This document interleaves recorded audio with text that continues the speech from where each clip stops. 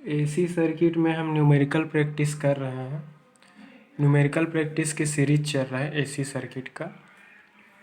उसी practice series में एक क्वेश्चन और ले लेते हैं अपन। क्वेश्चन है a pure resistance of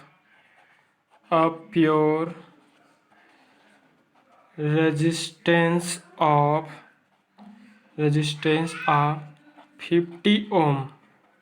Pure resistance of 50 ohm is in series with a pure capacitor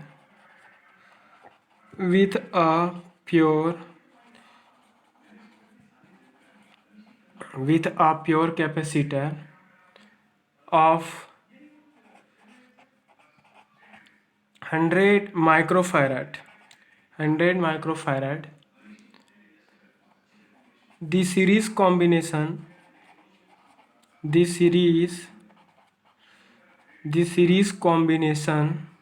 is connected across 100 volt 50 hertz supply. 100 volt 50 hertz supply. Find the impedance. पहला बोल रहा है इम्पिडेंस। इस पर्टिकुलर सर्किट का क्या निकालना है? इम्पिडेंस निकालना। इम्पिडेंस बोला है। सेकेंड क्वेश्चन बोला है पावर फैक्टर। ठीक है। थर्ड क्वेश्चन पावर फैक्टर के बाद आपका करंट पूछा है क्वेश्चन वाले ने, इसमें फ्लो होने वाले करंट निकालो। डी क्वेश्चन उन्होंने ये बोला है कि फेस एंगल निकाल डालो। फेस एंगल मतलब अप्लाइड वोल्टेज और उस पर्टिकुलर वोल्टेज के कारण उसमें फ्लो होने वाला करंट के बीच में जो एंगल बनता है फेस डिफरेंस होता है। अगला है voltage across register. Voltage across register. ठीक है, उसमें जो रजिस्टर है उसके अक्रॉस वोल्टेज अक्रॉस रजिस्टर। अगला है voltage across capacitor. Voltage across capacitor. तो उन्होंने इतना सारा चीज़ पूछा है। क्वेश्चन वाला ये बोला है a pure resistance of 50 ohm is in series with a pure capacitor of 100 microfarad. उन्होंने ये बोला है कि एक रजिस्टर है जिसकी रेजिस्टेंस वैल्यू है वो 50 ओम का है। वो 50 ओम का जो रजिस्टर है वो एक कैपेसिटर के साथ सीरीज फॉर्म में कनेक्टेड है 100 माइक्रोफैराड के कैपेसिटर के साथ।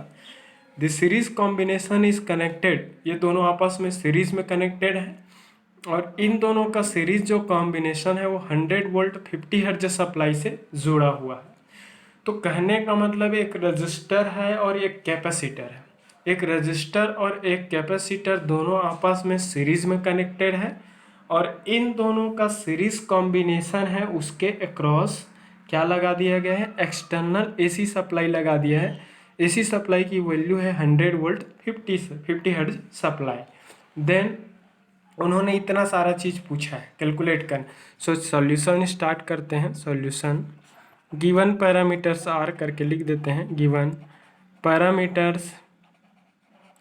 Given parameters for series RC circuit. Circuit को देखने से समझ में आ रहा है कि ये सीरीज आरसी सर्किट है। कैसे? एक रजिस्टर और एक कैपेसिटर है वो सीरीज ऑर्डर में कनेक्टेड है, तो पता चल गया सीरीज आरसी सर्किट। तो क्वेश्चन देखकर पता चल गया कि ये सीरीज आरसी सर्किट है। तो इस पर्टिकुलर न्यूमेरिकल के लिए आप जितना भी फार्मूला यूज़ करेंगे सारे जो फार्मूला है वो सिर्फ और सिर्फ आरसी सर्किट का ही यूज़ करेंगे, सीरीज आरसी सर्किट का। ठीक है, तो फर्स्ट आपका क्या है? रेजिस्टेंस। सर्किट में जो यूज्ड रजिस्टर की रेजिस्टेंस है, रेजिस्टेंस आर इक्वल टू कितना ओम है? 50 ओम। 50 ओम का रजिस्टर यूज हुआ है। ठीक है। कैपेसिटेंस सी इक्वल टू कितना है?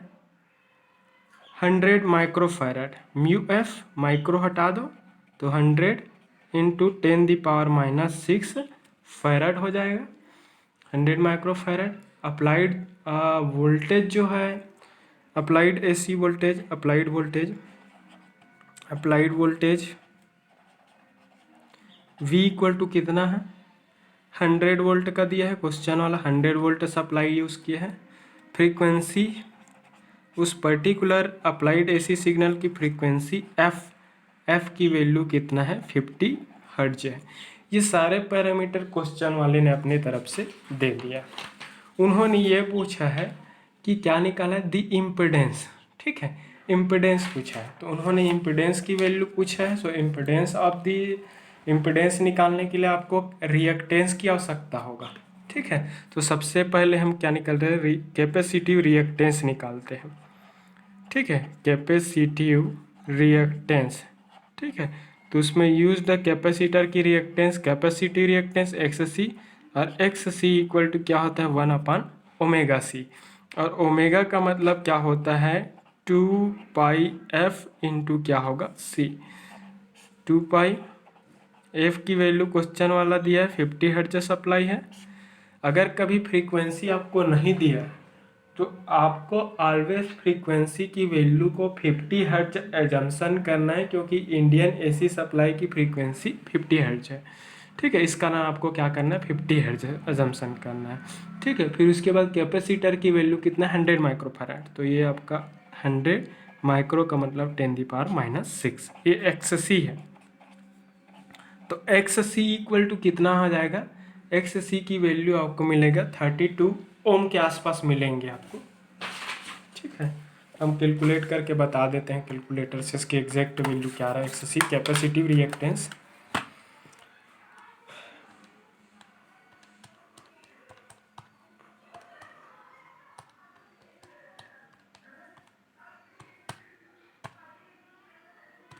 ये मिल रहा है आपको एग्जैक्ट 31.85, 31.85 रिएक्टेंस का यूनिट क्या होगा, ओम। रिएक्टेंस हो चाहे रेजिस्टेंस हो चाहे इम्पिडेंस हो, सारे का यूनिट क्या होगा, ओम, क्योंकि सारे जो पैरामीटर्स हैं वो करेंट ऑफ पोजीशन पैरामीटर है। तो क्वेश्चन वाले ने इसकी इम्पिडेंस बोला है, इम्पिडेंस ऑफ सर्किट, तो impedance of series RC circuit, series RC, ठीक है। तो सीरीज RC सर्किट का इम्पिडेंस, सीरीज RC सर्किट का इम्पिडेंस Z इक्वल टू क्या हो जाएगा, √ फार्मूला है रेजिस्टेंस का स्क्वायर इंटू XC, ये हम डेराइव किए थे, R का स्क्वायर प्लस XC का स्क्वायर। R का वैल्यू कितना है, क्वेश्चन वाले ने 50 ओम दिया है, 50 का स्क्वायर। XC की वैल्यू कितना है, 31.85 का होल स्क्वायर, ठीक है। तो ये हो जाएगा √50 का स्क्वायर मतलब 2500, 31.85 Z की वैल्यू हो जाएगा 59.28 ओम हो जाएगा। तो इस गिवन सर्किट का इम्पिडेंस है वो क्या हो जाएगा,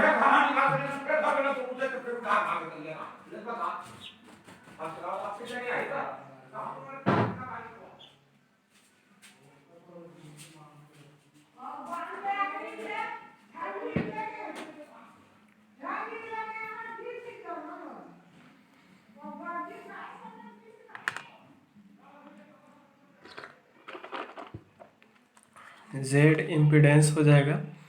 दूसरा है आपका B, current through circuit,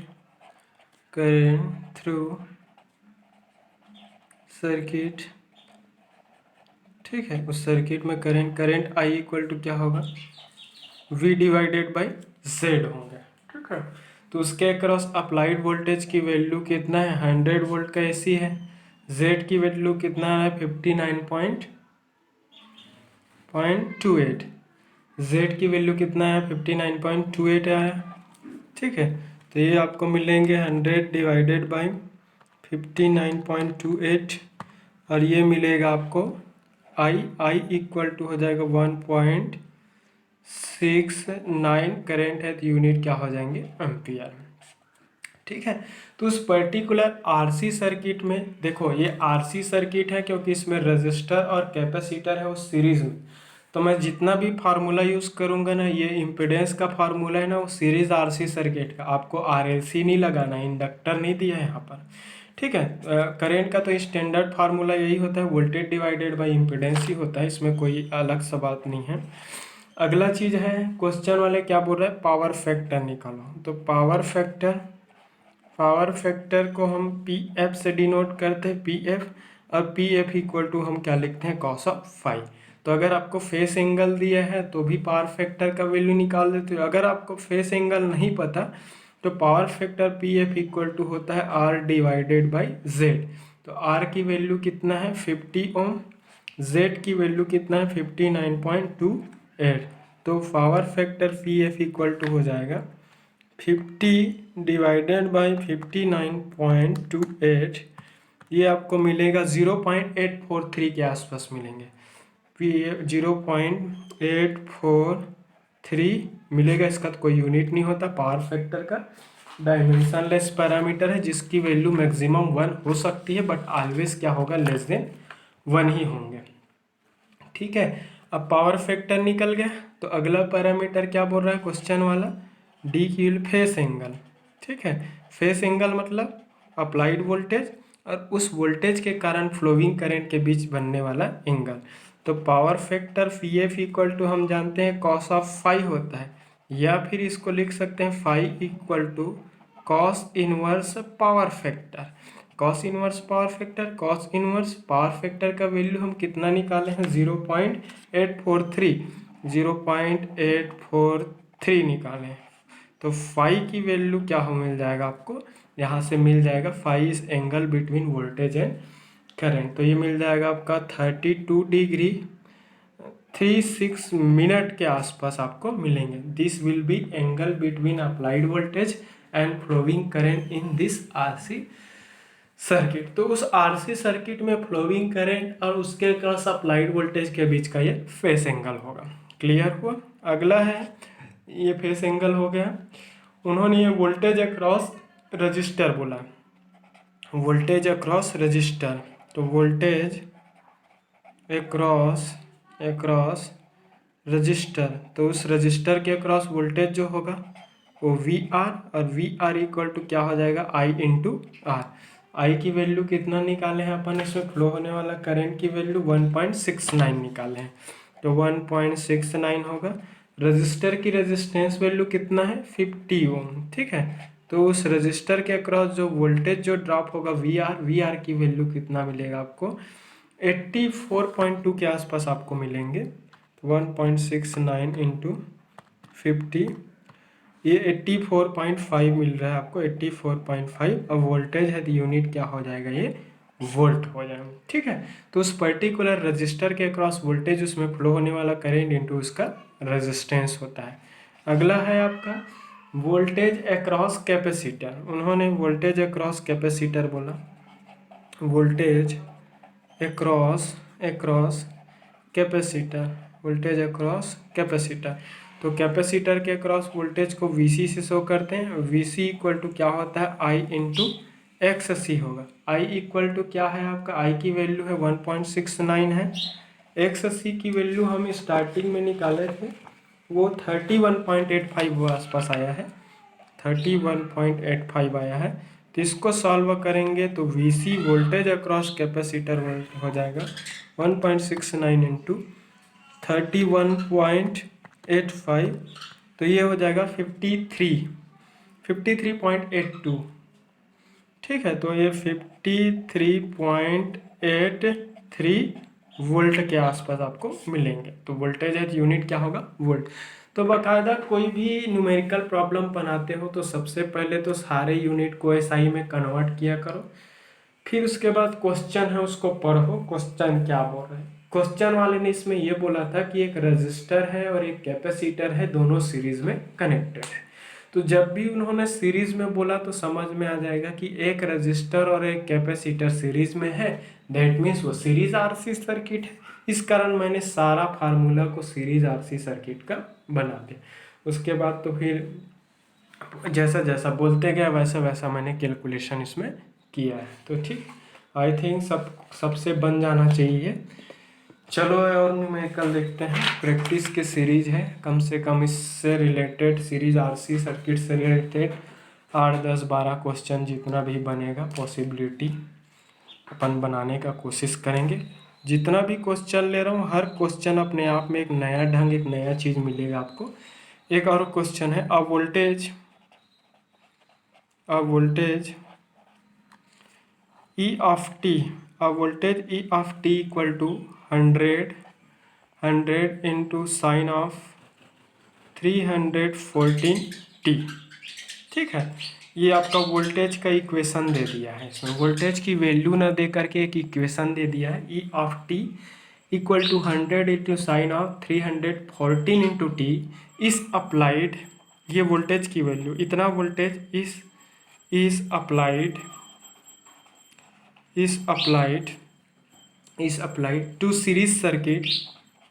to series circuit is applied to series circuit consisting of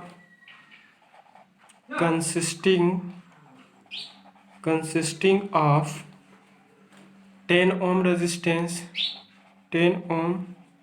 resistance यहाँ पर लिख दिया है कि बकायदा एक सीरीज सर्किट है। ठीक है, जिसमें एक रेजिस्टेंस है, इसकी यूनिट कितना है 10 ओम का है। ठीक है, 0.0318 हेनरी इंडक्टेंस, ऐसा यूनिट में ही दिया है यहाँ पर, मिली माइक्रो जैसा हेनरी नहीं है, सिर्फ हेनरी में दिया है। तो 0.318 हेनरी का इंडक्टेंस एंड अ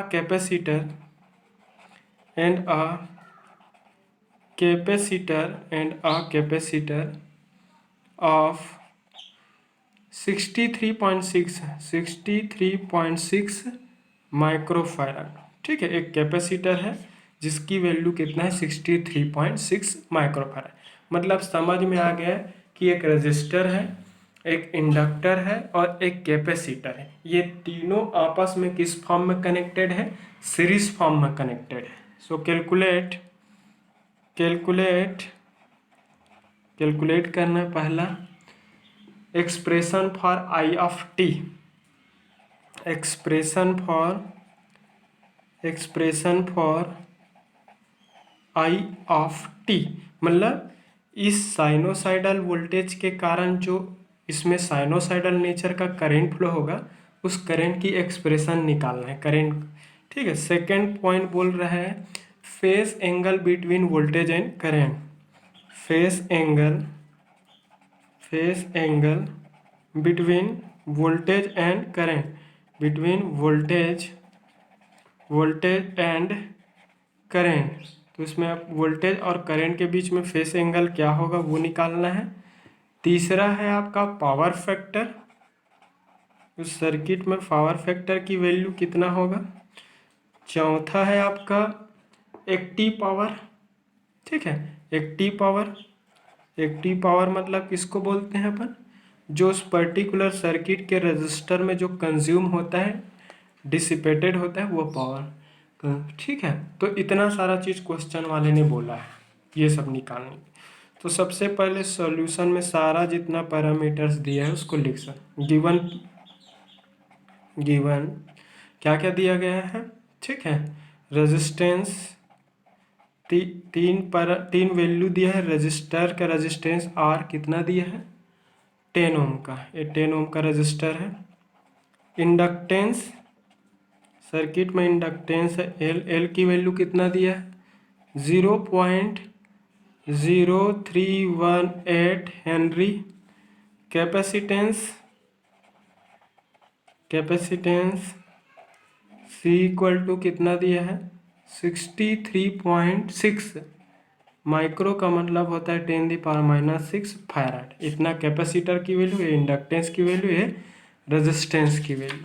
क्लियर हुआ, इतना पैरामीटर दिया है। क्वेश्चन वाले ने अप्लाइड वोल्टेज को एक्सप्रेशन के फॉर्म में दिया। अप्लाइड वोल्टेज तो अप्लाइड वोल्टेज है उसको एक्सप्रेशन के फॉर्म में ई ऑफ टी, और ई ऑफ टी का वैल्यू कितना दिया है 100 into sine of 314 into T. इतना दिया है। अप्लाइड वोल्टेज को एक एक्सप्रेशन के फॉर्म में उन्होंने रख दिया। ठीक है, तो ई of T equal to 100 into sine of 314 into T होगा। क्लियर हुआ। अब इससे हमें क्या निकालना है, अगर मान लिया जाए इसको हम स्टैंडर्ड एक्सप्रेशन से अगर तुलना करें तो ई ऑफ टी इक्वल टू क्या हो जाएगा, ये V M into sine of omega t, इस टाइप का होता है। ठीक है, तो अगर मैं इस दिए गए वोल्टेज इक्वेशन से वोल्टेज इक्वेशन को अगर इस स्टैंडर्ड वोल्टेज इक्वेशन से अगर कंपैरिजन करूं तो फ्रॉम वोल्टेज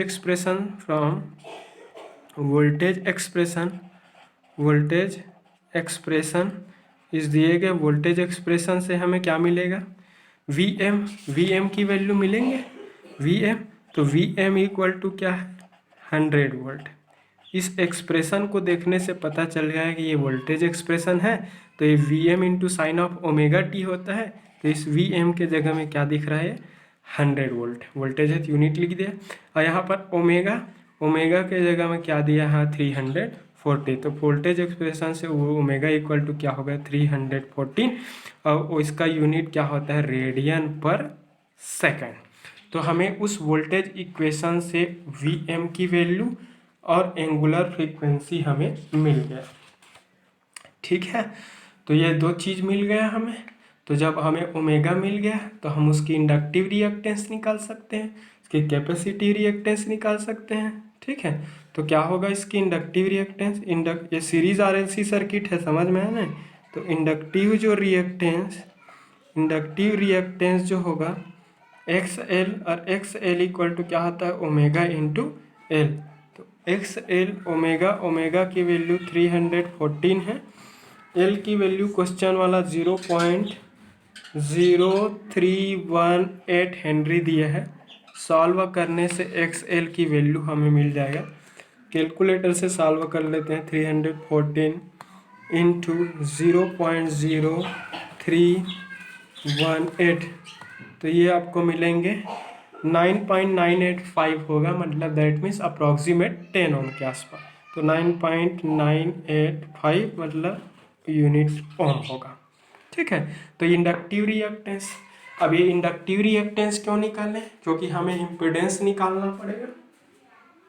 तो इम्पीडेंस की वैल्यू कैलकुलेट करने के लिए हमें इंडक्टिव रिएक्टेंस चाहिए, कैपेसिटिव रिएक्टेंस चाहिए। सीरीज आरएलसी सर्किट में इंडक्टर भी है और कैपेसिटर भी है, तो मुझे तो एक्स एल भी चाहिए और एक्स सी भी चाहिए। ठीक है, तो चलो एक्स एल मिल गया। ठीक है, अब हम कैपेसिटिव रिएक्टेंस निकालते हैं। कैपेसिटिव रिएक्टेंस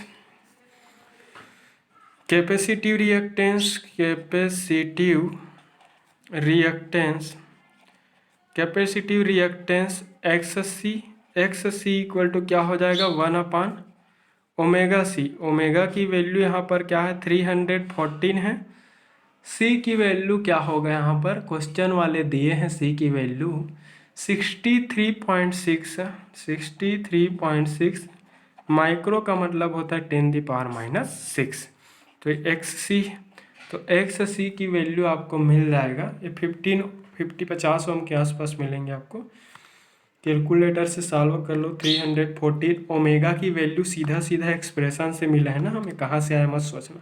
हमने उस एक्सप्रेशन को स्टैंडर्ड एक्सप्रेशन से क्या किया कंपैरिजन किया, तो ये आपको मिल रहा है 50 ओम।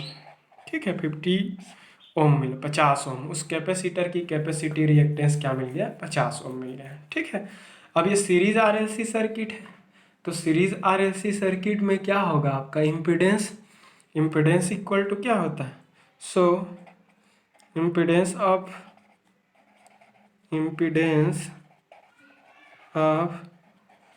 Series RLC circuit will be, इस सीरीज आरएलसी सर्किट की इम्पीडेंस Z इक्वल टू क्या होगा, Z इक्वल टू हो जाएगा R plus J X L minus क्या होगा एक्स सी। ये कहाँ से आया, स्टैंडर्ड इक्वेशन हम सीरीज आरएलसी सर्किट में फेजर वाला पढ़े थे वहीं पर। अब आप लोग सोच रहे होंगे कि इसको क्यों लिया करके।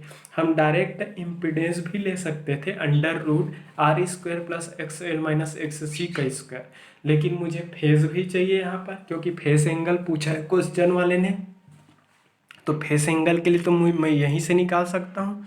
ठीक है, तो इस कारण मैं इसी को यूज़ किया है। ठीक है, तो R की वैल्यू क्वेश्चन वाला कितना दिया है, 10 ओम दिया, तो ये 10 हो जाएगा। XL की वैल्यू 9.985, XC की वैल्यू कितना मिला, 50, ऐसा मिला है ना। ठीक है, तो इसको सॉल्व करेंगे तो आपको मिलेगा 10, अगर उसको अप्रॉक्सीमेट अगर इसको मान लिया जाए तो -40 मिलेगा आपको। 9.985 माइनस 50 करें तो अप्रॉक्स 40 आ जाएगा। तो ये माइनस क्या हो जाएगा, जे, यहाँ से माइनस साइन निकलेगा, जे पूरे की वैल्यू क्या मिलेंगे आपको, -40, तो जेड हो गया। ठीक है, तो कॉम्प्लेक्स फॉर्म में उस पर्टिकुलर सीरीज RLC सर्किट का इम्पिडेंस हो गया। अगर हम इस इम्पिडेंस को अगर मैग्नीट्यूड और एंगल के फॉर्म में शो करना है तो Z इक्वल टू मैग्नीट्यूड मतलब क्या होगा, रियल का वर्ग, रियल का वर्ग मतलब 10 का वर्ग, प्लस इमेजनरी का वर्ग, इमेजनरी का वर्ग मतलब इमेजनरी के साथ -40 उसका वर्ग। अब एंगल 10 इनवर्स, ये इतना मैग्नीट्यूड शो करेगा, इधर एंगल वाला है वो फेस को, 10 इनवर्स क्या होगा, ये इमेजनरी मतलब -40 डिवाइडेड बाय रियल, रियल मतलब क्या होगा, 10। क्लियर हुआ, तो ये मिलेंगे आपको।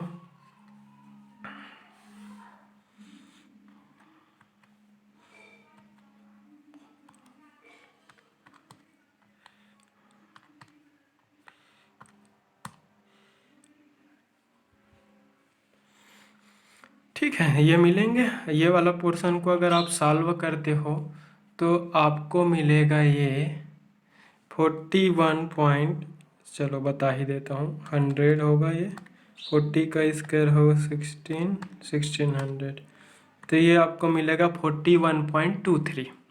तो ये मिलेगा आपको 41.23 मिलेंगे, और ये इसको सॉल्व करोगे तो आपको मिलेगा, अप्रॉक्स लिख रहा हूँ ना, 76 डिग्री, ये वाला फेस एंगल। तो ये वाला मैग्नीट्यूड हो गया, ये उसका फेस हो गया। तो मैग्नीट्यूड निकालने के लिए मैंने क्या किया, √ रियल का वर्ग प्लस इमेजनरी का वर्ग, और एंगल निकालने के लिए एंगल 10 इनवर्स इमेजनरी वाला मतलब जे वाला टर्म, तो -40 है डिवाइडेड बाई आपका 10, जे नहीं लेना है, जे के साथ जो भी है माइनस है तो माइनस लेंगे, और ये जेड इम्पिडेंस हो जाएगा, इसके यूनिट क्या होंगे, ओम होंगे। ठीक है, तो ये हो गया आपका। अब करेंट निकालना है, करेंट अगर निकालना है, करेंट I इक्वल टू क्या होगा, V/Z। तो V की वैल्यू यहाँ पर क्या है, V की I equal to V/Z, V की वैल्यू यहाँ पर क्या है, RMS वैल्यू लेते हैं। ये V एक्चुअल में RMS वैल्यू होता है, RMS value of applied voltage, तो RMS value of applied voltage मतलब अप्लाइड वोल्टेज की मैक्सिमम एम्पलीट्यूड डिवाइडेड बाई √2 ही क्या होता है, RMS वैल्यू होता है, डिवाइडेड बाई Z। अब VM एक्सप्रेशन को हमने तुलना किया तो VM का वैल्यू हमने निकाला है, कितना निकाला, 100 डिवाइडेड बाई क्या होगा, √2। Z की वैल्यू कितना, 41.23, और एंगल कितना है, 76 डिग्री। क्लियर हुआ, तो इतना को पहले सॉल्व करो, ये वाले टर्म को सॉल्व करेंगे तो आपको मिलेगा I, ये RMS value of flowing current निकल रहा है ना, कैपिटल I मतलब RMS value of flowing current, और ये आपको मिलेगा 1.716। अब ये क्या है, ये सॉरी ये माइनस आया था ना, ये माइनस डिग्री एंगल है, ये माइनस है ना, तो यहाँ पर भी माइनस। अब ये माइनस एंगल ऊपर जाएगा तो ऊपर वाले से घटेगा, तो ये 0 डिग्री ऊपर वाला है, -76 डिग्री नीचे वाला, तो माइनस माइनस का क्या हो जाएगा, प्लस। तो 1.716, 0 से इसको घटाओगे तो +76 डिग्री मिलेंगे। ये फ्लोइंग करंट है, उसकी वैल्यू ये क्या होगा, एम्पियर। तो करंट का वैल्यू देखने से पता चल जा रहा है कि इसमें करंट है, उसमें एंगल +76 आ रहा है। +76 का मतलब हुआ कि इस पर्टिकुलर सर्किट में फ्लोइंग जो करंट है वो 76 डिग्री लीडिंग कर रहा है विथ रिस्पेक्ट टू वोल्टेज। ठीक है, तो विथ रिस्पेक्ट टू वोल्टेज, अब ये हमें कैपिटल आई जो निकला हूँ एक्चुअल में इसमें फ्लोइंग करंट की आरएमएस वैल्यू है। तो I capital I equal to RMS value divide equal to capital I maximum amplitude divided by 2 होता है। ऐसा होता है फार्मूला। अगर मुझे पीक एम्पलीट्यूड चाहिए तो peak amplitude I M equal to क्या हो जाएगा, आई इंटू अंडर रूट 2। अभी अभी आई की वैल्यू निकाला मैं 1.716 और इंटू 2। ठीक है, इंटू अंडर रूट 2 सॉल्व करोगे तो आपको मिलेगा 2.43 एम्पियर। ठीक है, तो उस फ्लोइंग करेंट का ये पीक वैल्यू, ये वाला कैपिटल आई क्या है, उसकी आरएमएस वैल्यू है, इफेक्टिव वैल्यू है। ठीक है, ये पीक वैल्यू। अब मैं पीक वैल्यू क्यों निकाला, क्योंकि क्वेश्चन वाला बोला है मुझे कि एक्सप्रेशन फॉर आईटी। ठीक है, सो एक्सप्रेशन फॉर करेंट, ठीक है, उसमें फ्लोइंग करेंट की एक्सप्रेशन पूछा है क्वेश्चन वाला। तो ई ऑफ टी अप्लाई करने से उसमें आई ऑफ टी फ्लो होगा। आई ऑफ टी इक्वल टू क्या हो जाएगा, आई एम के जगह में यहाँ पर क्या है 2.43 into sine of omega T. Omega के जगह में क्या है, फ्रीक्वेंसी तो सेम रहेगा, करेंट का भी 314 ही रहेगा, ओमेगा टी इंटू टी होगा ओमेगा टी। अब यहाँ पर करेंट लीड कर रहा है कितने डिग्री से, 76 डिग्री से, तो प्लस 76। यहाँ पर प्लस 76 फेस एंगल है जो मैंने कैलकुलेट किया था पिछले इसमें, ये यहाँ पे इसको लिया हूँ, ये प्लस 76। तो प्लस 76 का मतलब हुआ कि इस पर्टिकुलर सर्किट में फ्लोइंग जो करंट है वो 76 डिग्री लीडिंग कर रहा है विथ रिस्पेक्ट टू वोल्टेज। ये आई जो है आरएमएस वैल्यू है ना, ये आरएमएस वैल्यू है। हमें एक्सप्रेशन में आरएमएस वैल्यू यूज़ नहीं करते। वैसे ये अगर देखा जाए तो I F t equal to ऐसा लिखा हूँ, समझो, I M into sine of omega t plus 5 degree का लीडिंग कर रहा है, तो 5 के जगह में 76 मिला है, ओमेगा के जगह में 314 है, क्योंकि करंट और वोल्टेज सिग्नल की फ्रीक्वेंसी क्या होगा, सेम होता है। आई एम की वैल्यू 2.4 थी, तो इस वाले फार्मूला में पुट किया हूँ, क्वेश्चन वाले ने ये एक्सप्रेशन पूछा है तो ये मिल गया। ठीक है, अगला पूछा उन्होंने फेस एंगल, तो फेस एंगल तो निकाल दिए। फेस एंगल की अगर बात करें, phase angle phi equal to क्या है, 76 डिग्री, करंट और वोल्टेज के बीच में फेस का रिलेशनशिप। ठीक है, अगला ये दूसरा चीज हो गया। तीसरा पैरामीटर उन्होंने क्या बोला है, पावर फैक्टर। तीसरा चीज उन्होंने क्या पूछा है, पावर फैक्टर। तो power factor P F equal to क्या होगा, कॉस ऑफ फाई। ठीक है, कॉस फाई की वैल्यू कितना, 76 डिग्री होगा, और इसकी वैल्यू अगर निकालोगे तो क्या मिलेगा, 0.24। अगेन फिर से मैं बोलना चाहूँगा कि पावर फैक्टर का कोई यूनिट नहीं होता, वो ऑलवेज डायमेंशनलेस पैरामीटर है, उसकी वैल्यू हमेशा 1 से कम होगा, मैक्सिमम 1 हो सकता है।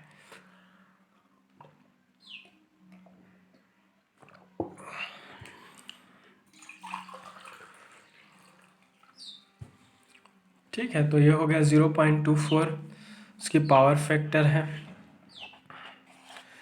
ठीक है, ये आपका फेस एंगल है, प्लस 76 से लिखा हूँ, इसका मतलब ये क्या हुआ कि इसमें फ्लोइंग जो करंट है वोल्टेज के रिस्पेक्ट में क्या हो रहा है, 76 डिग्री का लीडिंग कर रहा है, आगे है वो। ठीक है, एक्टिव पावर, क्वेश्चन वाले ने एक्टिव पावर पूछा है। एक्टिव पावर मतलब इफेक्टिव पावर। एक्चुअल में उस सर्किट में यूज्ड जो रजिस्टर है जितने अमाउंट में पावर कंज्यूम करता है, उस कंज्यूम्ड पावर है उसी को हम एक्टिव पावर बोलते हैं। ठीक है, तो वी आरएमएस वैल्यू है, कैपिटल आई भी आरएमएस वैल्यू है। अब आर इसको अगर लिखना चाहे, वी इक्वल टू लिखना चाहे तो क्या होगा, V M by under root 2 होगा, इनटू ये क्या होगा, I M divided by under root 2 होगा, और इनटू क्या होंगे, ये कॉस ऑफ फाई। यही होता है एक्सपांसन करूँगा तो इसमें क्योंकि आरएमएस वैल्यू ना देख करके क्वेश्चन वाला क्या दिया है, मैक्सिमम एम्पलीट्यूड को दिया, एक्सप्रेशन शो किया है 100 इंटू साइन ऑफ 314 टी, तो 100 उसकी पीक वैल्यू है, तो वी एम क्या है, 100 उसकी पीक वैल्यू है, divided by under root 2। I M की वैल्यू निकाला है, आई एम की वैल्यू निकाला हमने तो मिला हमें 2.43 आई एम की वैल्यू है, डिवाइडेड बाय √2 करेंगे तो IRMS मिल जाएगा। कॉस ऑफ फाई की वैल्यू 76 डिग्री। अगर इसको सॉल्व करते हैं तो आपको मिल जाएगा 29.16 पावर है एक्टिव पावर। तो एक्टिव पावर की यूनिट क्या होता है, वाट होता है। रिएक्टिव पावर अपरेंट पावर की वोल्ट एम्पियर होता है, रिएक्टिव पावर की वोल्ट एम्पियर रिएक्टिव होता है। तो ये है, तो V I into cos of, V हमेशा RMS value of applied voltage है, आई हमेशा उस अप्लाइड AC वोल्टेज के कारण फ्लोइंग करेंट है, cos of phi cos of phi power factor, direct power factor भी रख सकते हो, या फिर फाई की वैल्यू 76 रख दिए। तो आई थिंक इतना तो सबको क्लियर हो ही गया होगा। अगर क्लियर हो तो वीडियो लाइक करें, शेयर करें, कमेंट करें, ठीक है। तो मैं एक असाइनमेंट क्वेश्चन दे रहा हूँ, मैं असाइनमेंट क्वेश्चन लिख रहा हूँ आप सबके लिए। क्वेश्चन नोट करेंगे, ये असाइनमेंट है, आप घर में बनाइएगा, ठीक है। N E M F represented by एक EMF है जिसको रिप्रेजेंट किया है ई इक्वल टू दिया है 100 into sine of 100 pi into T. Question वाले ने यहाँ पर एक एक्सप्रेशन दिया है EMF का, इस इम्प्रेस्ड मतलब इतना वोल्टेज है, वो इतना EMF है वो लगाया जा रहा है, इस इम्प्रेस्ड दिया जा रहा है अक्रॉस अ सर्किट एक सर्किट के cross consisting of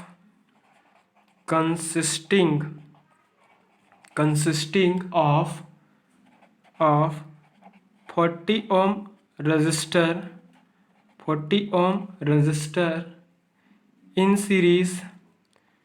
in series with a 40 microfarad capacitor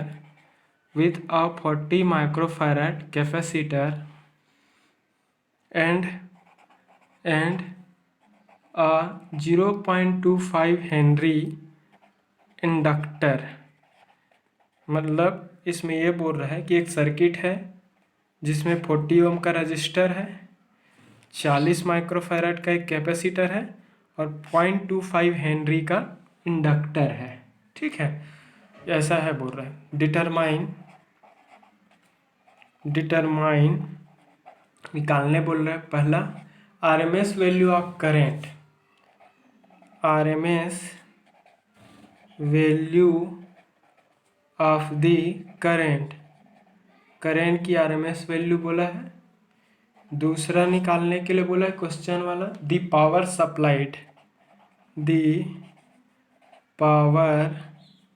supplied, उसमें कितने अमाउंट की पावर सप्लाइड हो रहा है वो।